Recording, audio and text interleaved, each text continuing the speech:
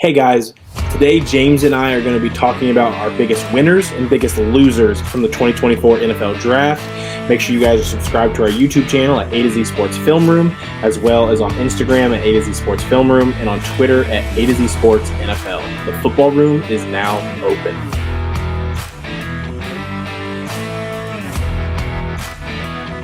Welcome back, everybody, to the football room. It is now open. My name is Destin Adams. I am a Colts beat reporter and NFL draft analyst at A to Z Sports, and joined with me, as always, is James Foster. James, man, how are you doing? Doing great, man. I just got the NFC grades to finish up, then I'm taking a nice break, and then we'll get back into NFL film. Yeah, I finished up my grade for every single team in an article form that'll go out later tonight. It'll probably already be out by the time you guys are watching this episode. The draft is over. I mean, it feels like it took forever to get here, and then like you blink, and now we're heading towards a rookie mini camp and training camp. Those 3 days, man, like we spend well over a year preparing for it, and then 3 days and it's done. Did you have the Colts as one of your winners? I felt like they did really well. I really do try not to include them, and I let other people discuss the Colts a lot. I try to. But I do feel like the Colts did well. There might be some bias coming out there. But I really liked Latu. I really liked Mitchell. I really liked the linemen they picked up in back-to-back rounds. And then I liked the day 3 shots they took. But that is a really good transition into what we're going to be talking about today. We are going to be talking about the winners and the losers from the NFL draft. James and I are going to go back and forth, and we're just going to share some of the teams that we felt killed it and teams that we just feel like left not improving their roster. So, James, do you want to start with winners or do you want to start with losers? Are you a guy that wants to start with the good and end with the bad, or vice versa? Yeah, let's start positive. We can go with winners. Do you want me to go first? Go right ahead. All right. I think my first winner has got to be the Los Angeles Chargers. I don't think this is a team that got any, major steals in terms of value, but they basically drafted off of my board, at least to start out. You get Joe Alt, my 5th ranked player at 5. You get Ladd McConkey, my 34th ranked player at 34. Junior Colson, I had at 60. They got him at 69. I think that's an outstanding start to their draft. And I was talking about this earlier. I think like the stacking Joe Alt with a second round receiver, I think is a lot more appealing to me than taking Malik Neighbors or Rome Odunze and then taking a swing on a second round tackle. So I think the strategy there makes a lot of sense. Junior Colson is basically the anti-Kenneth Murray, not a freak athlete, but just really well-rounded and solid in every area. And then, you get Kamani Vidal at 181. Knew he wasn't going to be the 4th running back off the board, but he was my 4th ranked running back. I think he's going to be their starter. And then like Brendan Rice and Cornelius Johnson in the 7th round. Statistically, a 7th round pick is probably not going to contribute, but I think those were good swings to take at the end of the draft. Players that have the size that Ladd McConkey doesn't, and maybe one of them could be a wide receiver 3 for you or something. Yeah, I mean, I really like what the Chargers did. There was a lot of back and forth on whether or not it was a better option to go receiver or that tackle at 5. I think how their draft shapes out shows you why going alt at 5 just made more sense from a roster construction aspect. Landing Joe Alt and Ladd McConkey opposed to going Neighbors or Odunze at 5 and ending up with I'd have to look up exactly which tackles came off in that range for them, but the tackle run at the end of the first would have been killer to the Chargers if they were waiting until the 2nd round to find a starting opposite tackle from Rashawn Slater. I think Ladd McConkey is going to eat in that offense. I'm really excited to see him work with Justin Herbert. And it felt like Harbaugh had to come out with at least a Michigan guy. He ends up getting two, but it felt like Junior Colson was one of the safest bets to just end up back with Harbaugh. He ends up getting Colson and he gets Cornelius Johnson in the end. I liked both late round shots at receiver with Brendan Rice and Cornelius Johnson. I could see one of them being productive for a seventh round pick. At least one of them is going to make the roster. So I also really liked what the Chargers did. And then he also got Carson Barnhart, the offensive lineman from Michigan, as a UDFA. Hey, stack them up. It's not Blake Corum like everybody wanted, maybe. They're winners. So it's not Blake Corum like a lot of people may have wanted. But I think in the end, he still got some really solid guys there. My first winner that I'm going to go with, I wasn't a huge fan of the first pick they made, but man, I loved how they rounded the entire class out. I'm going to go with the Washington Commanders. So Adam Peters' first draft as general manager. Starts out with Jaden Daniels. I don't dislike Jaden Daniels. It's just how much I like Drake May and the difference in players I have there. Where if you put Drake May as that second pick, this is probably an A-plus draft for me. Goes into the second round, absolutely kills it here. Gets Jershawn Newton, who should not have been there at pick 36 at defensive tackle, coming to Washington. Mike Sanderstrill, cornerback out of Michigan. He was a top 40 player on my board. Getting him at pick 50 is huge. And then they go Ben Sinnott at tight end for Kansas State. Really late riser in this process at tight end, but it really felt like he was starting to push momentum towards being tight end two off the board. And that second round, I think all of them have a chance to start day one in Washington. And then you go to day three, and some of these day two still. Luke McCaffrey at pick 100. That's probably one of the picks where I have the biggest question mark just because of some of the receivers that were still on the board. But I think McCaffrey is going to be able to have a role early on this team. And then I love the selection of Jordan McGee at linebacker out of Temple on day three. I think he's going to be able to compete for snaps right away. And he's a guy that has a very diverse skill set. So I think the Commanders had a lot of starting spots open that they needed to fill.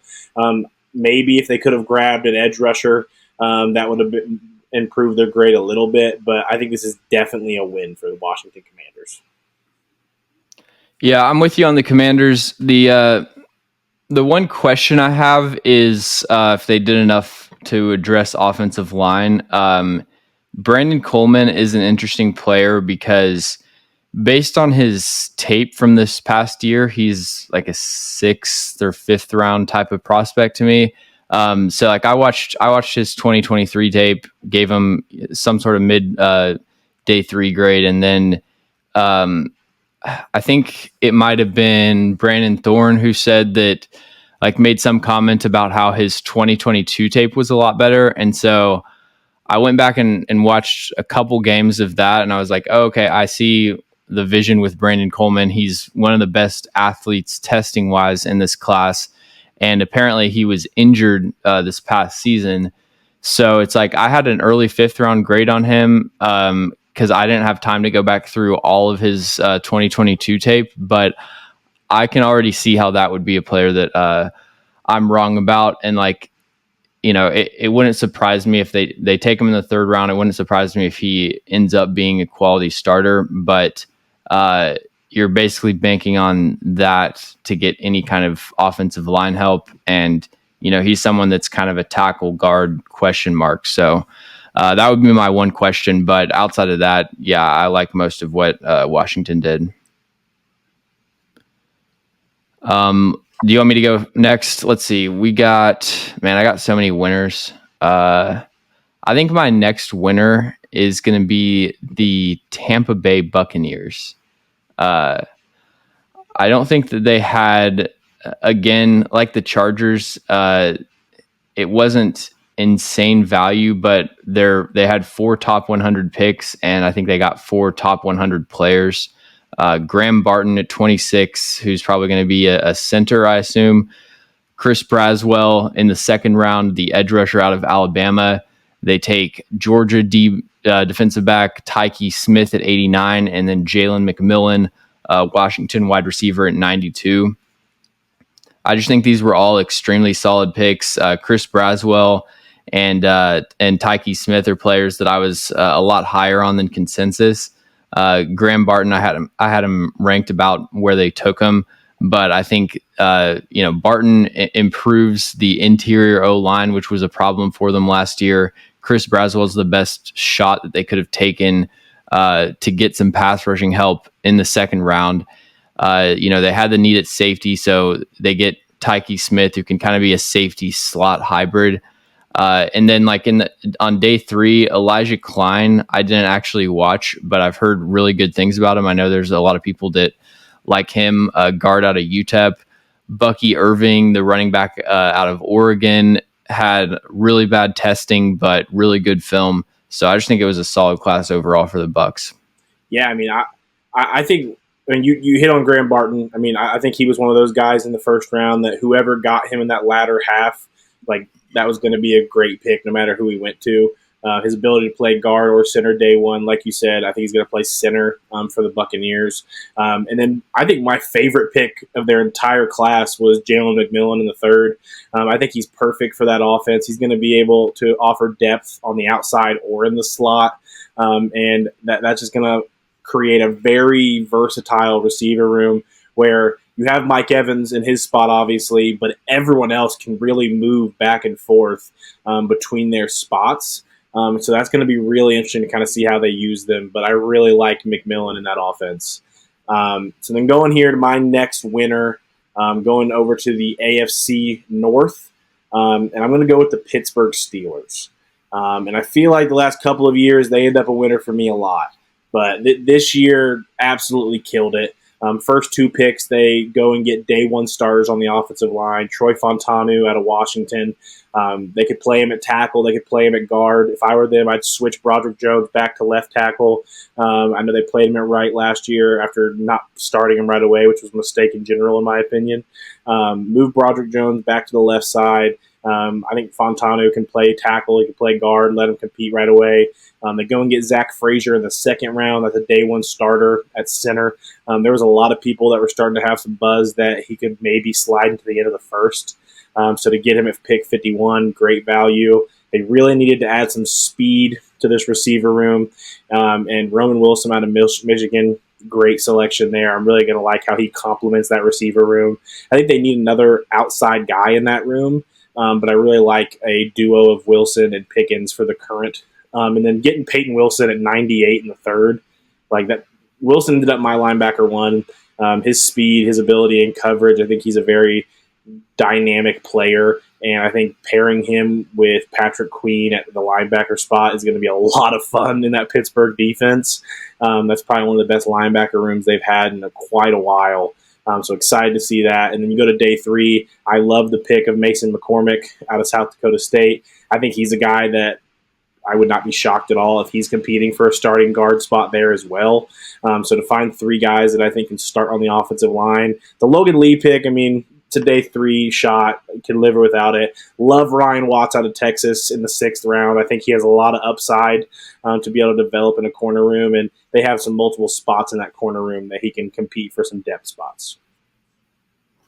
I think Ryan Watts will be a safety, right?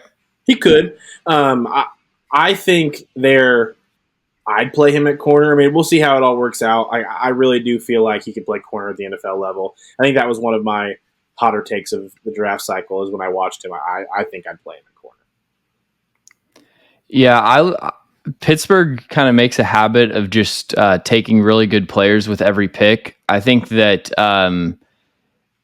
Peyton Wilson is definitely a steal, but it's kind of one of those players where if they fall far enough, then you start to question how much of a steal is it, because I feel like the NFL made it pretty clear that they're concerned about Peyton Wilson's injury situation, which makes total sense.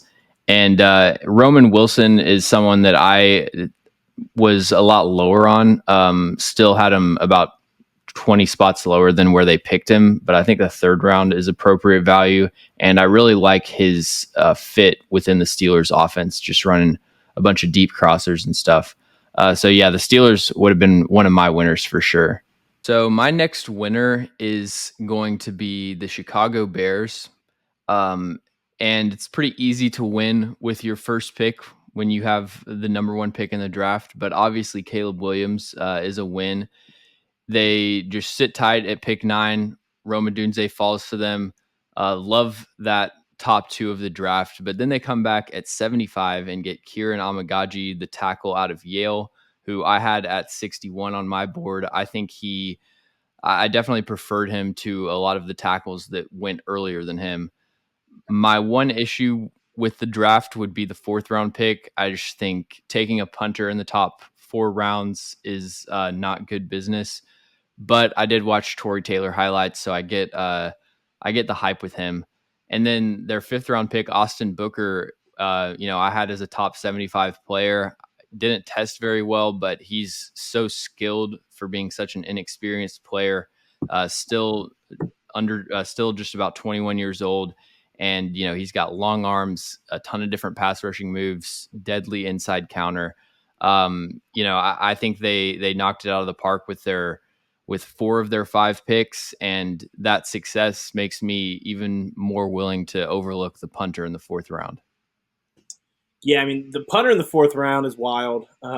Any team doing it's crazy, but a team that has so few of picks was shocking to me. But I mean, I guess on the other flip of the coin, you can argue that when you don't have enough slots to really wait on a guy like that, like you just have to go. And I mean, I think all signs show for him being an absolute weapon at the next level. So if he ends up being an elite putter, I don't think they're going to regret it, even if the value is not there. I mean, Caleb Williams, Roma Dunze. I think there's an argument to be made of why you could have gone offensive line at pick 9 over a Dunze just out of a need. But I think player wise, I mean, Dunze ended up my fourth best player in this entire class. He was my receiver too. I think him and Caleb are going to be a dynamic duo in that receiver room with DJ Moore, Keenan Allen, and him is one of the best in the NFL right away. So it'll be really interesting to kind of see how they utilize that for sure. Um, yeah, the punter is really the only thing that kind of knocked them out of the winner spot for me, just because they had fewest spots to where after the first round, they were going to have an uphill battle to find day one starters anyway. I really like Kieran Amangaji out of Yale. I was higher on him than a lot of people. I think he'll be able to compete earlier than people think on the offensive line at tackle. It may not be year one where he's starting, but I would not be shocked at all if he found a way. I did like the day 3 shot again. They didn't have many picks to use here, so they only had a shot here in the fifth at a high upside guy after going punter, and they go Austin Booker out of Kansas. He's probably a guy that should have went back to school and probably would have been able to build his tape a little bit more and be a day 2 guy if he could produce next year. But this offers the Bears a high upside guy that he may not be ready to impact the game day 1, but he has a lot of traits that you're going to like, and that edge 2 spot is up for grabs in Chicago. So it'll be interesting to kind of see how he develops for sure. Yeah, he only has one career start, which is crazy for an NFL player. Yeah, like I said, definitely probably should have went back to school, but it's how the cards fell for him. My next winner, the rich get richer, and it's the Kansas City Chiefs. When you're picking late in the round, you're coming off a Super Bowl win. Things have to fall well to you for you to be a winner, and I feel like they got great value at just about every selection, and they got better. I mean, they make the move up for Xavier Worthy, and you probably can bump that up a few points just for the fact that they can say that the Worthy pick was selected with the Bills pick by trading up with the Bills. So if that works out for them, I mean, that's just extra motivation for them to push that in Buffalo's face. And then in round 2, That Xavier Worthy game-winning touchdown in the AFC Championship is going to hit different when it was made with the Bills pick yeah, for sure. especially because it'll be from Mahomes to Worthy, both of them the Bills picks that were traded back to the Chiefs. So that would just be beautiful. Social media people in Kansas City, if you're listening, a lot of opportunities there for you. Round 2, I really like Kingsley Samata. I thought he was a guy that really fit them in the first round. So for him to fall all the way back to them in the second, I think he could be a day 1 starter for them. I was a lot higher on him than a lot of people. He ended up being a top 50 guy on my board. Jared Wiley was a sleeper tight end for me in the 4th round. I really like his diverse skill set to be able to put behind Kelsey and groom from him for a little while. landing Jaden Hicks in the fourth round. Hicks ended up being my number one safety in this class. I think his skill set, there's a lot to like there. Young, so he may need to take some time on the bench a little bit and learn the ropes of the NFL, but a lot to like with this kid. And go into a Kansas City defense, I think they're going to really utilize his skill set well. Round 5, when they took a shot on Hunter Norset out of Penn State, really high upside center. I would not be shocked if he's a starter on the interior at center or guard in the near future. So really interesting to kind of see that. Kamal Hodden, I mean, I can live with or without it from his tape at Tennessee. And then C.J. Hansen, guard out of Holy Cross. I think he could come in and run down situations as 6 lineman right now and produce really well for Kansas City. So the rich get richer in Kansas City because this was a really great draft for them. Yeah, pretty much like every pick except, I think Kingsley was a reach in the second round, but basically, I'm going through doing my draft grades, and it's like every team at the end of the first round had to reach on receivers, and every team in the third round area had to reach on tackles. So I get it. And then I didn't watch CJ Hansen, their 7th round pick, but yeah, I mean, I think the Jaden Hicks one is so interesting because I also had him as safety 1, but I understand why he wouldn't be uh, even like a top 4 safety for a lot of teams because he's kind of blurs the line between like positional versatility and not having a clean fit. But yeah, in the 4th round is kind of a hybrid safety linebacker that's just big and fast. Really like that pick. I'm also interested. I feel like Hunter Norzad could be a starter. I'm interested if they end up moving Creed Humphrey to guard or something, because I know he had the snap issues this year, and I think Hunter Norzad's a player like he's one of the biggest centers in the NFL. I think he even could play guard as well. Uh, so yeah, love the Chiefs draft for sure. Um, you want to move on to the losers? Yeah, I mean, we had to get negative at one point, at some point, and there are a few that we could go through. So you went first for the winner, so I'll go ahead and go first on the losers, and we'll just go. I mean, I think there's a few that we could go through. I'm gonna start with one a little bit more out of the box. I think is that people are a little bit have mixed feelings on, but I wasn't a big fan of their draft, so I'm gonna go Tennessee Titans. Um, when I looked at the Tennessee's board, I mean, the first round board fell awful for them. Obviously, watching Alt come off the board, watching Neighbors come off the board right in front of them, I would have liked to see them move back. I think that group of tackles, there was 3 to 4, all very similar in rank on my board and a lot of people's boards, to where they could have gotten some extra picks to improve the rest of this class that we're going to get into, and still grab a really solid lineman. But I mean, if J.C. Latham is that much higher on their board than anyone else, I mean, you live and die by it. So I understand, and I think they have the personnel in Tennessee, coaching staff wise, that I'll give them the benefit of the doubt when it comes to offensive linemen right now. They have some experts in that room for sure. The second round pick of Devondre Sweat, man, like I don't know how to frame that in a positive way. I think Devondre Sweat has some things on the film that you would like. Um, his testing was not as well as you'd want it to be, even for how his size came out. He's a guy that really doesn't impact the pass game a whole lot to be taking in this range of things. He's going to get to go right next to Justin Simmons, and that helps his stock a lot, of course. But with the off the field situations going on in that situation there, I do not see a way that you can take him in the top 40. Another situation to where if you like him that much, trade back. There's not many teams that are going to take the off field stuff at pick 38. So didn't like that there. I like Cedric Gray in the 4th round. I think he'll be able to compete for a starting job. I love Jarvis Brownlee Jr. in the 5th to give them that. Wait until round 6 to grab a receiver was a mistake in my opinion in general. And for the receiver that they walk out of this draft with being Waquan Jackson out of Tulane is underwhelming to say the least in my opinion. And then they took some shots on in the 7th round, but like in this class, like I do not see them getting a whole lot better. I mean, I think J.C. Latham is a day one starter without a doubt, obviously. I don't know how I feel about him on the left side, and that feels like where they're going to play him.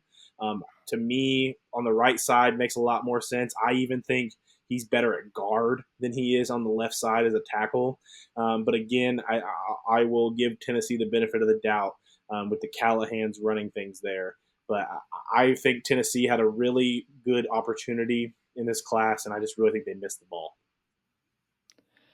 Yeah, so I had the Titans with a C, which is like I would basically consider anything below a C a loser in the draft. So a step above that, and I think the main difference is that I was really high on J.C. Latham. He was my second ranked tackle, clear top 10 player for me.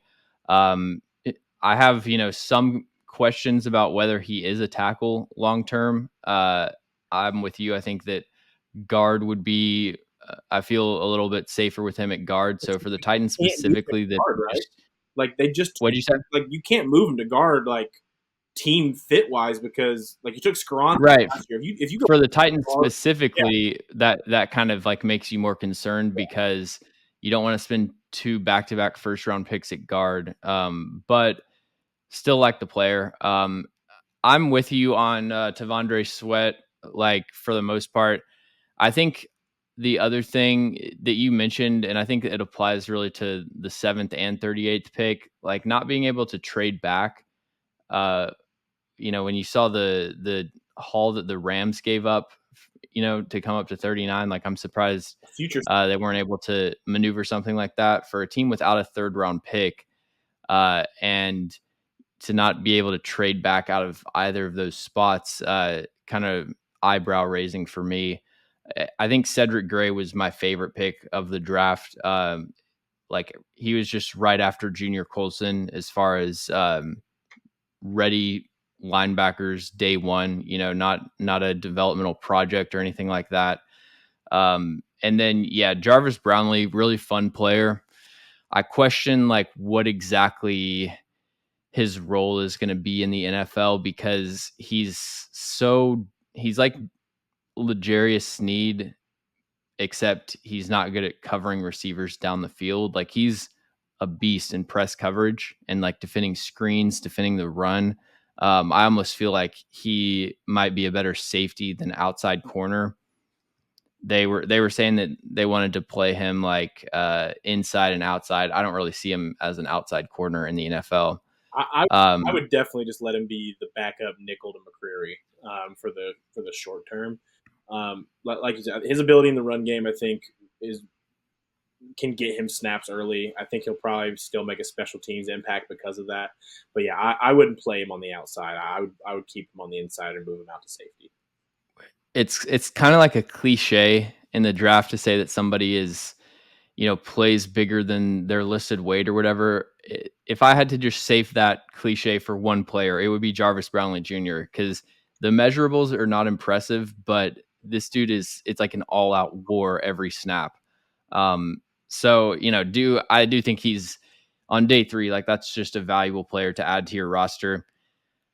I see, I'm not the type of person to really be too critical of a day 3 pick, especially I think first 4 rounds you can criticize. After that, it's like teams' boards are so picked apart, and it's like just take guys that you had draftable grades on. But to come out of this receiver class with Jaquan Jackson as your only receiver is a disappointment.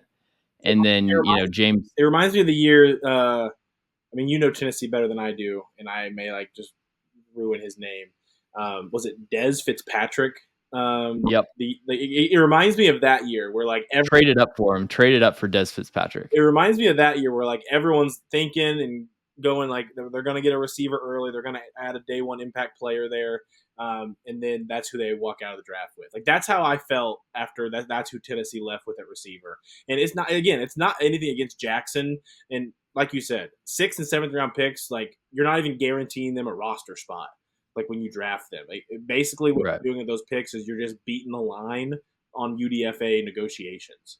You're getting your first pick on priority free agents, Yeah, basically. you're just making it to where they can't talk to other teams. They're coming to your camp. So like I really have nothing against Jackson. I thought he had a solid week at the Senior Bowl. Even it's just for that to be the receiver you walk out with because you chose at pick 38 that you had to have Tavondre Sweat instead of trading back is crazy to me. But they ended up with a C minus for me in this draft. So like that's why I have them as a loser. Yeah, yeah, it's really the Sweat pick is really the one for me that I have like a major disagreement with. I mean, I think he'll at least be a good nose tackle though. So, oh well. My next loser, or this is my first loser actually. I'll just go with the easy one, the low hanging fruit, and say the Atlanta Falcons. I mean, the Michael Penix pick has been discussed like so much at this point.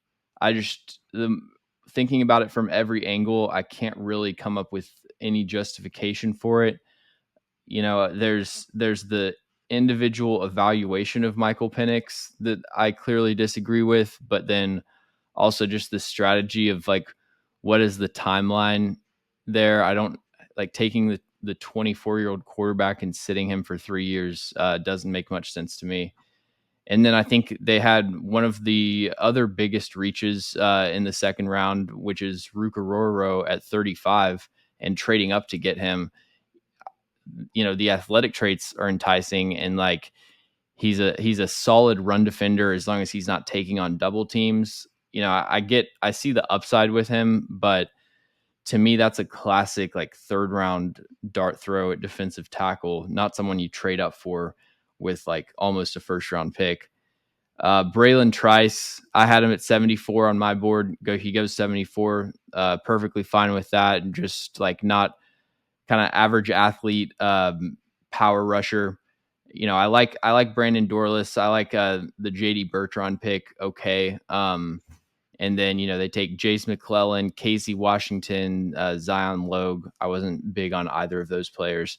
So yeah, I thought very disappointing draft for the Falcons. They technically addressed some positions of need, but I don't really agree with their player selection there. Yeah, I mean, even if you really like Penix, which I'm not saying I'm not high on, like that I don't see an ability to be a starting quarterback in the NFL. Just from a roster construction standpoint, at pick 8, you just paid Kirk what you just paid him, the guaranteed money that's there. There's no long relationship with Kirk in place to where you can pitch him this to like come in and groom a quarterback on day one like he's going to have to now. Um, it just doesn't make sense. And obviously, 6 quarterbacks end up coming off the board in the top 15. I have this take where like I still think only 4 quarterbacks come off the board in the top 15 if the Falcons don't do this. I think this pick causes the Broncos to kind of rush some things with Bo Nix as well and not trade back. Bro, let Bo Nix have his moment. Hey, Come on. but yeah, hey, then thank you, Michael Penix, for giving Bo Nix his moment. But yeah, it just doesn't make sense. And then to come out of the draft and you hear their GM say if he doesn't play in 4 to 5 years, that's a good problem we have. If you wait till the 4 or 5 year mark, he's 28 years old. That this just doesn't make sense for the Falcons in any way, shape, or form. You go to the round 2. I like Rook Ororo, a defensive tackle out of Clemson. The problem is that the players that were still on the board. If you're going to go defensive tackle there, like Johnny Newton is there. Like that's crazy to me that you don't pull the trigger on that and he comes off the board before Newton. I thought it was crazy that Newton got out of round 1. He ended up being a top 15 player on my board, and we talked about him earlier to Washington. Didn't understand it. I like Braylon Trice fine. I think he ended up at 82 on my board, so that's pretty much on brand for where he goes. I would have liked a more high upside edge rusher when there's just not one on the roster right now, and I think Trice at his ceiling is still that second guy on a line. Really like Brandon Dorless as a pass rusher. Would really like this pick more if they didn't take Rook in round 2. And this was the first time they were addressing defensive tackle. I like Bertrand more than you do. We discussed that already. And I think Casey Washington has some special teams ability on day 3. So they had some decent picks, just the value is not there. Like they had to be a loser, and they're gonna be. Like when Brandon Dorless is probably my favorite pick of this draft, and it comes in round 4 at 109. That's a loser in this draft. There's really no better way of putting it. But moving on, Yep. Who's your next guy? yeah. So moving on here to my next losers. Honestly, like the way the drafts went, like there wasn't a whole lot of teams that I'm just gonna crucify for the decisions they made. Like Yeah, I only had four potential teams written down that I like didn't like their draft. so I had five, but one of them like was iffy for me. But this one I'll go to. I'm gonna go Carolina. Carolina didn't have a first coming in, but they obviously made a move to get one. Xavier Legette. I want to preface what I'm going to say with definitely one of the guys in this class I'm 100% rooting for. Like, seems like just an A+ human being. Had a really good year last year. Moving up. And Keon Coleman. Oh yeah, both of them. Like without a doubt, probably the best interviews of the week actually. But moving up into the first round for one pick to get Leggett with the other receivers that were on the board, value wise, I just can't get behind it. And then in pick for the second round, they make a move to trade up after getting rid of 33. They move back up with their second to get Jonathan Brooks out of Texas. I think Brooks out of Texas makes sense for them, but after you just did what you did in the first to get rid of some picks for a team that already was missing on some, to move up again, they ended up giving up 2/5 to do that, I believe. To come up and get Jonathan Brooks again, value wise, just isn't there. And then you go into round three with Trevon Wallace out of Kentucky, high upside guy. I just don't think he has much day one impact. At least I think he's still really raw and is going to need a little bit of coaching there before he can make a day one impact. So I think all three picks to start this draft, you can argue, need a little bit of work before they're going to contribute for this team. Round four, 101. This is probably my favorite pick of their class. They get Jatavion Sanders out of Texas. I think he's a day one starter at tight end for them, and I really like this move for Bryce Young specifically. I'm excited to kind of see how they utilize him. So really like that pick. And then not much to say about these day three shots. I mean, Chaw Smith Wade, I thought he had a rough week at the Senior Bowl, but he's a little bit more raw in coverage, so we'll see how they can kind of develop him a little bit. But he has some traits that I understand a team liking enough to take in the fifth. So yeah, we'll see how this all works out. But for my favorite pick to be at 101 and the value they gave up in those two trade ups at the beginning, I feel like they had to be a loser for me. They ended up with a C overall in this grade for me, so a little bit better than I gave Tennessee. But value wise, I just feel like they forfeited a lot.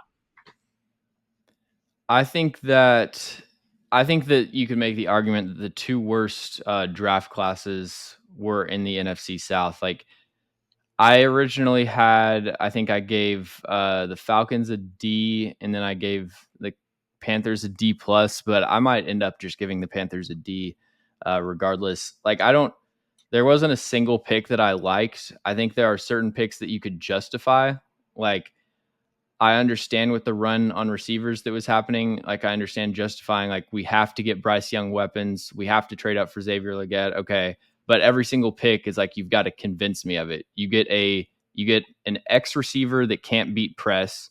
You take a running back in the second round. You take a project linebacker. You take a possession tight end that can't block. You take a slow cornerback. Like those are your first five picks. So yeah, I don't really see how this improves their team at all. And definitely one of the worst classes in the NFL. Um, for my final loser, I think I'm going to go with the Rams as my loser. And it's really based off of one pick or one move that I don't like. Jared Verse at 19, perfectly fine with that. I think that's a good pick. But trading up for Braden Fisk, who I had as barely a top 100 player, you trade up and get him at 39. This is a rotational player that you don't want in the game on running downs. He's really good on like stunts and basically any time that you can get him unblocked.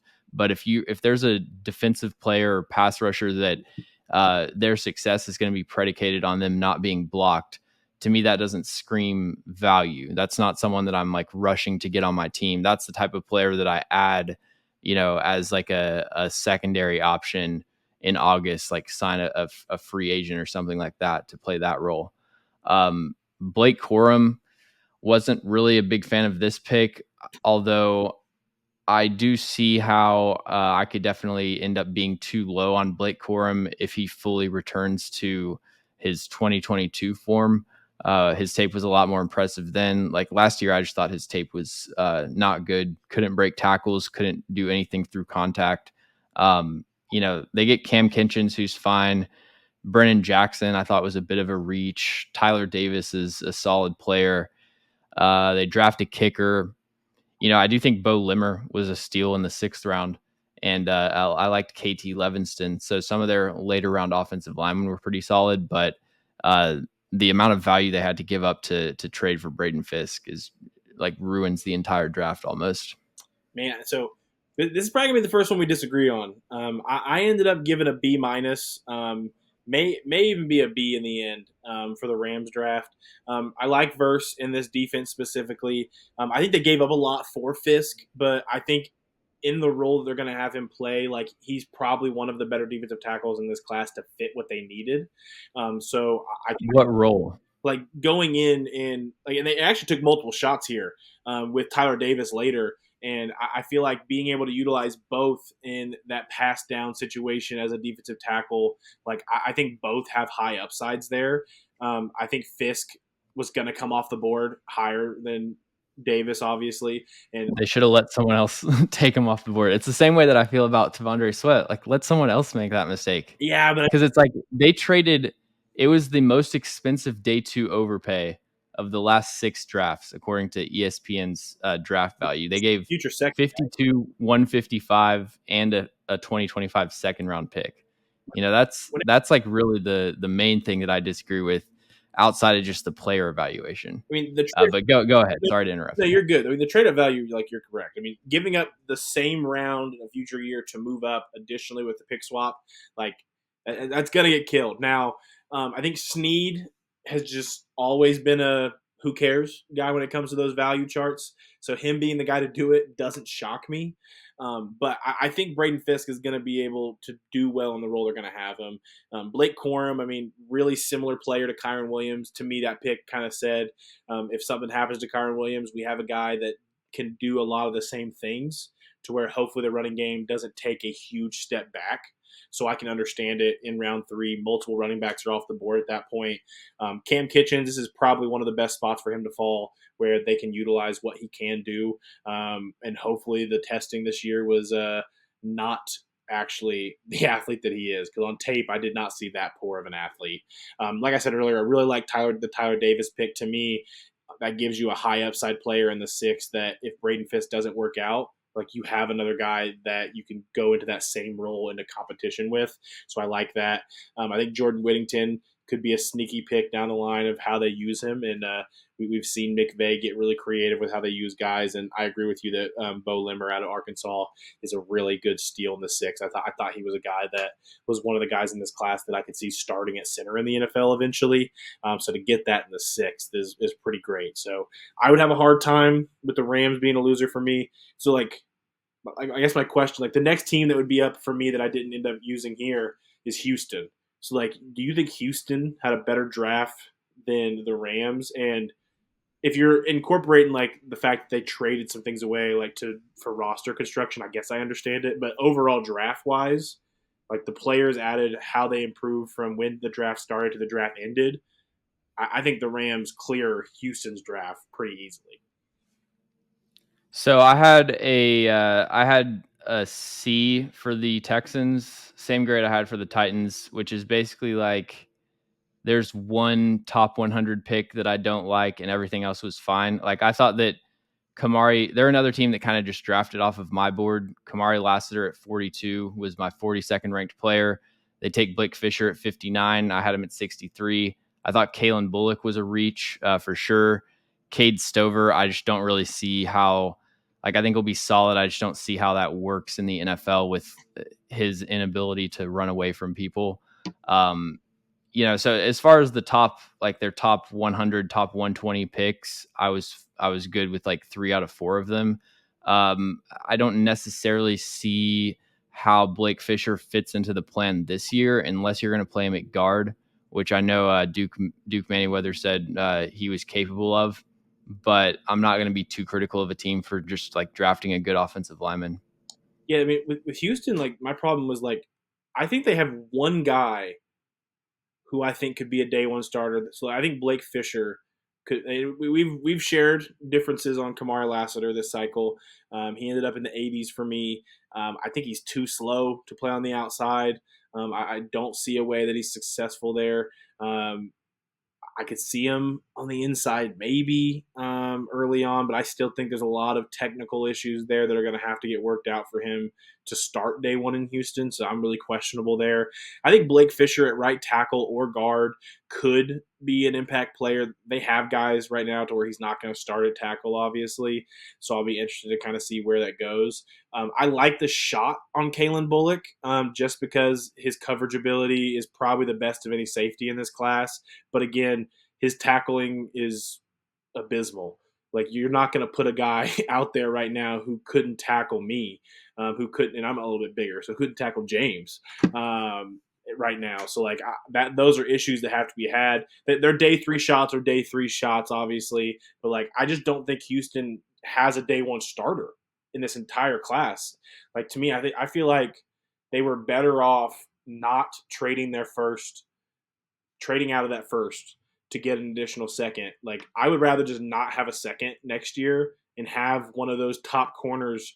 I mean, I think Quinyon Mitchell was already off the board. I think they were at 23 originally, and Quinyon comes off at 22. So they had every other corner at their disposal if they stay at 23. And obviously, those are hindsight things to think about.